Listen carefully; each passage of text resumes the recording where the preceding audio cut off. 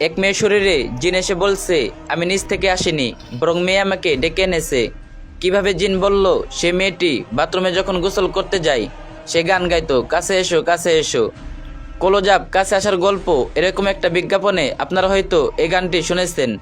এই মেয়ে গোসল করত আর গুনগুন করে এই গান গাইতো। জিনের ভাষ্যমতে তার এই কাছে আসার গান শুনে আমি তার প্রতি আকৃষ্ট হয়ে পড়ি। সে যখন কাছে এসো বলতো আমি থাকতে পারতাম না। জিনের আরও কিছু তথ্য শুনে আরও অবাক হবেন। মেয়েরা প্রাইভেট কাপড় সে ধৌত করতো না, গোসলখানার কাপড় রাখার রেখে রেখে আসতো। অনেকদিন পর পর সব একসাথে ধৌত করতো। তাছাড়া মেয়ের মাসিকের অসুস্থতার রক্তের পেট বাথরুমে রেখে দিত।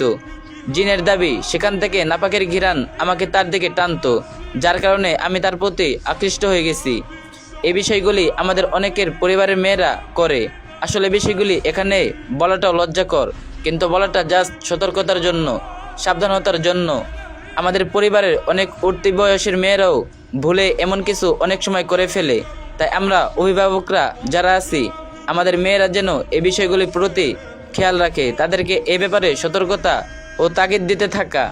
বিশেষ করে গোসলখানায় যাবার আগে দোয়া পড়া, গোসলখানায় জরুরির বেশি সময় না দেয়া, অর্থাৎ দ্রুত কাজ শেষ করা, গোসলখানা থেকে বের হওয়ার দোয়া পড়া, গোসলখানায় ভেজা কাপড় বা পেট না রাখা, লাইট অফ রেখে গোসল না করা। এই কাজগুলি খুব গুরুত্ব সহকারে মনে রাখা। সকাল সন্ধ্যার মাসনুন আমল গুরুত্ব সহকারে করা। মনে রাখবেন, আপনার সতর্কতার কারণে যদি জীবনে একজন এই খবির জিনের আক্রান্তে পড়ে যান, এটার মাসুল আপনাকে সারা জীবন দিয়ে যেতে হবে। আশিক জিন ভয়ানক, সে যার পেছনে লাগে তাকে তেলে তেলে শেষ করে দেয়।